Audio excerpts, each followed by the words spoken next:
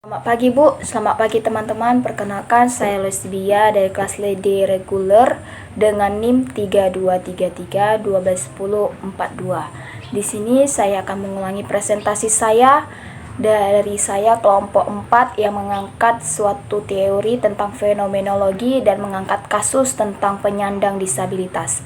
Jadi judul besar dari presentasi kami yaitu pandangan penyandang disabilitas terhadap stigma masyarakat dan perilaku masyarakat terhadap penyandang disabilitas. Kemudian kajian teori yang kami ambil yaitu teori dari fenomenologi yang berasal dari Edmund Husserl. Jadi kurangnya akses dan pandangan masyarakat terhadap penyandang disabilitas itu menekankan pada pengalaman subjektif dari penyandang disabilitas itu sendiri. Nah, kesadaran dari penyandang disabilitas itu diarahkan pada hambatan fisik, sosial, yang kemudian ini mempengaruhi cara mereka dalam memaknai dunia. Melalui epose atau penundaan semua asumsi ini, kita bisa melihat bahwa pengalaman yang diambil oleh penyandang disabilitas itu tanpa asumsi umum. Jadi dunia kehidupan atau Lebenswelt mereka yang mengacu pada dunia sehari-hari, di mana menunjukkan bagaimana mereka mengalami lingkungan sehari-hari yang tidak selalu inklusif. Nah, dalam fenomenologi ini juga dijelaskan bagaimana sih pandangan masyarakat terhadap stereotip dan bagaimana interaksi sosial serta pengalaman waktu yang bisa mempengaruhi hidup para penyandang disabilitas. Kemudian metode penelitian yang dilakukan oleh kelompok 4 yaitu dengan metode kualitatif, yang dimana penelitian ini dilakukan dengan kami datang dan untuk mewawancarai narasumber dan mengobservasi seorang penyandang disabilitas tunanetra atau biasa disebut low vision. Jadi tujuannya adalah kami untuk mengeksplorasi dan menggali informasi dengan cara yang lebih mendalam dan kompleks. Untuk rumusan masalah yang telah dibuat oleh kelompok 4 yaitu yang pertama tentang bagaimana sih pengalaman di lingkungan sosial seperti transportasi umum, akses kesehatan, pendidikan dan pekerjaan yang dialami oleh penyandang disabilitas sendiri. Dan kedua, bagaimana sih pengalaman yang didapat oleh penyandang disabilitas tentang stigma mereka dari masyarakat sendiri. Kemudian yang ketiga yaitu bagaimana juga pengalaman yang harus diperbaiki dari segi pemerintahan dan masyarakat untuk bisa memberikan yang terbaik kepada penyandang disabilitas di masa yang akan datang. Kemudian untuk lebih mengetahui tentang penyandang disabilitas itu sendiri dan bagaimana kami mewawancarainya, kita mulai dengan apa sih itu disabilitas. Nah, jadi disabilitas itu adalah kondisi di mana seseorang mengalami keterbatasan fisik, intelektual, mental, atau sensorik yang berlangsung dalam jangka waktu yang cukup lama.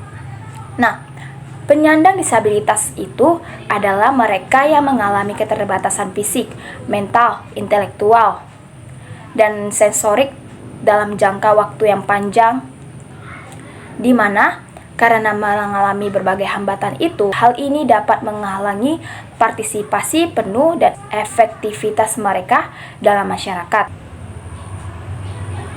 Nah, dijelaskan kembali itu bahwa jenis-jenis tunanetra itu ada 3 kategori berdasarkan tingkat gangguan penglihatannya. Jadi yang pertama tunanetra total, di mana kategori ini tidak dapat melihat sama sekali, baik bentuk, cahaya, bayangan. Mereka sepenuhnya itu mengandalkan indera pendengaran, sentuhan untuk beraktivitas sehari-hari. Yang kedua, ada tunanetra sebagian. Nah, tunanetra sebagian ini masih memiliki penglihatan, namun sangat terbatas. Mereka sebenarnya masih bisa membedakan bentuk atau cahaya, tetapi penglihatan yang dilihat mereka itu kabur atau tidak jelas. Yang ketiga, ada tunanetra low vision atau penglihatan lemah. Nah, di kategori ini mencakup orang yang melihat penglihatan terbatas tetapi tidak sepenuhnya buta. Di sini bisa kita lihat bahwa jenis-jenis paving block yang digunakan oleh penyandang disabilitas yang dirancang khusus untuk membimbing dan memberikan petunjuk kepada orang dengan kebutaan atau kehilangan penglihatan. Seperti yang saya jelaskan yang tadi, bahwa ada 3 macam jenis-jenis tunanetra. Nah, untuk yang kedua itu yaitu low vision. Dia bisa melihat tapi hanya buram atau kabur doang. Nah, di sini bisa mengandalkan tentang warna atau bisa juga tentang bentuk untuk bisa membantu atau memberikan petunjuk kepada orang dengan kebutaan atau kehilangan penglihatan. Jadi hambatan yang dihadapi oleh penyandang disabilitas itu yang pertama dari akses terhadap fasilitas umum. Nah, narasumber kami yaitu Kak Mariali, dia menyatakan bahwa akses yang diberikan oleh pemerintah itu sendiri sebenarnya masih kurang karena tidak adanya bantuan khusus ataupun bentuk penanda jalan bagi penyandang disabilitas itu sendiri, yang dimana akhirnya itu akan membawa penyandang disabilitas kepada jalan yang berbahaya. Contohnya yaitu got atau paret bisa saja karena tidak ada tanda kepada penyandang disabilitas, dia bisa berjalan terus ke depan.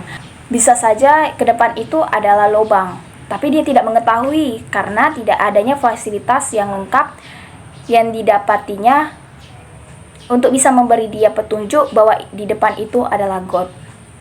Kemudian,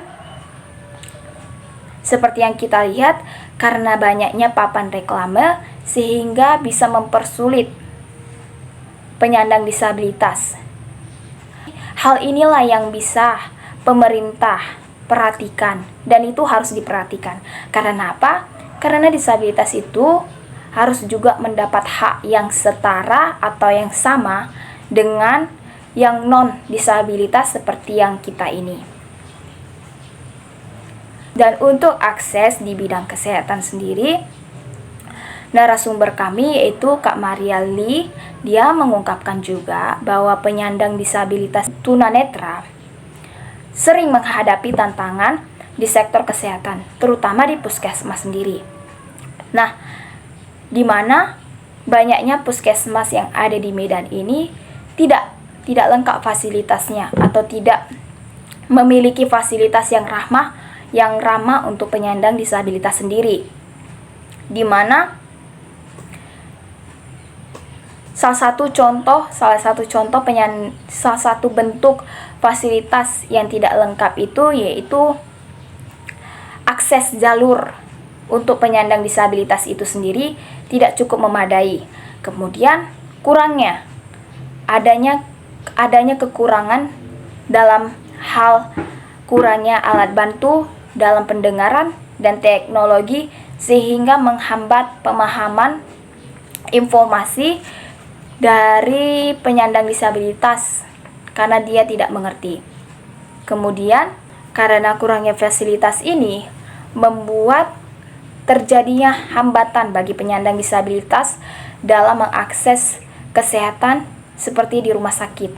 Baik dalam bentuk secara lisan maupun dalam bentuk cetakan yang tidak dapat diakses oleh penyandang disabilitas karena tidak lengkapnya fasilitas yang ada di kesehatan.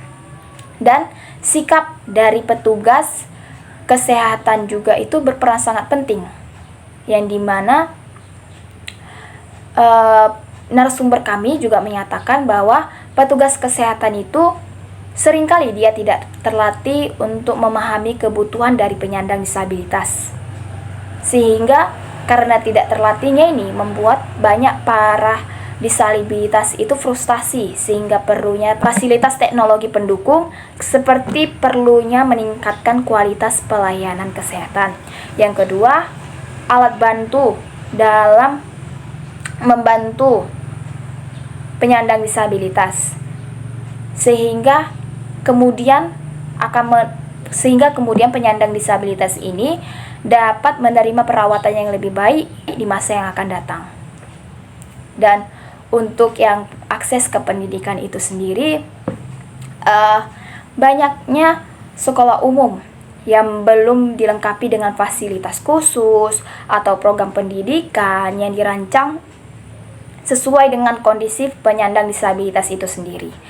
Sehingga banyak anak disabilitas yang tidak mendapatkan hak pendidikan itu sendiri atau tidak merata. Dalam Undang-Undang Dasar Negara Indonesia nomor 20 tahun 2003 menyatakan bahwa semua warga negara Indonesia berhak mendapatkan hak yang sama dalam pendidikan tanpa adanya diskriminasi walaupun dia penyandang disabilitas. Kemudian narasumber kami juga menyatakan bahwa disabilitas itu sulit untuk masuk sekolah umum karena umumnya sekolah itu hanya menerima disabilitas tapi yang cacat fisik doang, seperti dia tidak punya tangan, tidak punya kaki. Itu masih menjadi hal yang patut dipertimbangkan bagi sekolah-sekolah umumnya. Tapi untuk disabilitas yang panca indera itu sulit untuk masuk ke sekolah-sekolah umumnya. Tapi narasumber kami juga menjelaskan penyandang disabilitas yang panca indera itu lebih mudah mengikuti proses belajar mengajar. Kemudian kalau untuk diakses pendidikan itu sendiri, narasumber kami juga mengatakan bahwa banyak penyandang disabilitas itu yang tidak mempunyai semangat atau motivasi untuk melanjutkan pendidikan yang lebih tinggi karena dia telah melihat contoh lainnya penyandang disabilitas teman-temannya sendiri bahwa dia akhirnya itu akses pekerjaannya dia itu, kenapa dia tidak mempunyai motivasi untuk melanjutkan pendidikan? Karena pada akhirnya itu untuk kita yang penyandang disabilitas itu tingkat presentasi untuk bisa masuk ke universitas yang lebih tinggi itu adalah sedikit. Hal inilah yang membuat banyak anak penyandang disabilitas itu tidak mempunyai motivasi dalam mengejar impiannya karena sudah ada stigma dari pandangan masyarakat sendiri bahwa anak disabilitas itu tidak bisa untuk melanjutkan ke jenjang universitas sendiri. Dan untuk diakses pekerjaan, para penyandang disabilitas ini juga tidak mendapatkan pekerjaan yang layak karena bisa kita lihat sendiri dari akses pendidikan, akses kesehatan itu saja itu tidak memadai bagi para penyandang disabilitas. Kemudian narasumber kami juga menyatakan bahwa karena sudah mendapat pandangan dari masyarakat bahwa penyandang disabilitas itu hanya duduk di lampu-lampu merah untuk meminta-minta. Namun narasumber kami juga menyatakan bahwa mereka tidak mau seperti itu. Mereka juga ingin mendapatkan penghasilan untuk bisa memberikan kepada ibunya, walaupun dia hanya bisa membeli makanan untuk ibunya, tapi dia setidaknya mempunyai pekerjaan. Pandangan dari masyarakat itu terhadap penyandang disabilitas, contohnya yang pertama, ketika ada anak yang baru lahir dan terlahir disabilitas atau penyandang disabilitas sendiri, masyarakat selalu menganggap bahwa hal itu dikarenakan karma dari perbuatan buruk orang tuanya sewaktu hidup atau ketika dia mengandung. Nah, untuk hal ini sebenarnya penyebab dari anak terlahir disabilitas itu bisa saja disebabkan oleh virus rubella ketika di dalam kandungan atau bisa saja karena adanya faktor keturunan. Nah, pandangan atau stigma masyarakat ini yang selalu menganggap kalau anaknya disabilitas pasti ada karma yang dilakukan ibunya sebelumnya yang membuat anaknya itu bisa menjadi penyandang disabilitas. Kemudian bagaimana sih teori fenomenologi memandang penyandang disabilitas itu sendiri? Untuk teori fenomenologi dari Edmund Husserl itu, dia menekankan pentingnya pengalaman pribadi setiap orang dalam memahami dunia. Menurut Husserl juga, setiap individu termasuk penyandang disabilitas itu memiliki caranya atau memiliki cara unik yang ada di dalam dirinya untuk merasakan dan memahami dunia di sekitar mereka. Kemudian, penyandang disabilitas itu tidak hanya dilihat dari keterbatasan fisik doang, tetapi juga dari cara mereka mengalami dan memberi makna pada dunia di sekitarnya. Sekian presentasi saya. Saya Lois Jibia dari kelas D reguler dengan NIM 3233121042. Selamat pagi.